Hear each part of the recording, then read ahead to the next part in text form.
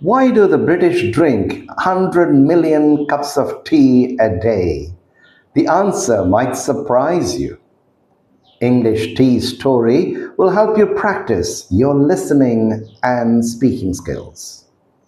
Hello, welcome to Learn British English with Deacon Rigo. A special welcome to the hundreds of new students who joined our global classroom this week. Back to the story. But tea did not start in Britain. It came from China hundreds of years ago.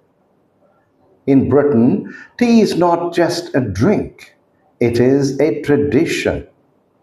In the 1600s, British traders brought tea to England.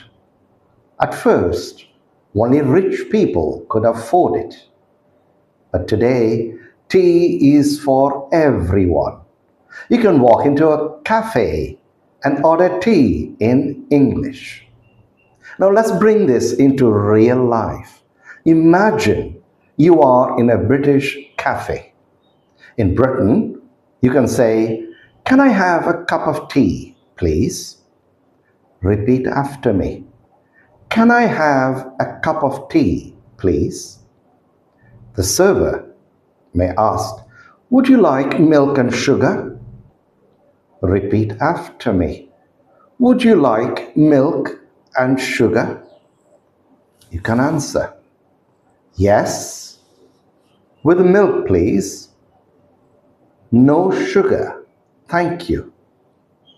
Don't know about you, I take my tea with milk and sugar. Tell me your choice in the comments. Subscribe to speak more like a native speaker every week. One famous tradition is afternoon tea with sandwiches and cakes. Now say this: people drink tea every day. Again, people drink tea every day. Don't forget, on Wednesday, you can join us for more tips to help you improve your reading and writing skills. Now, here are some questions. Write your answers in the comments.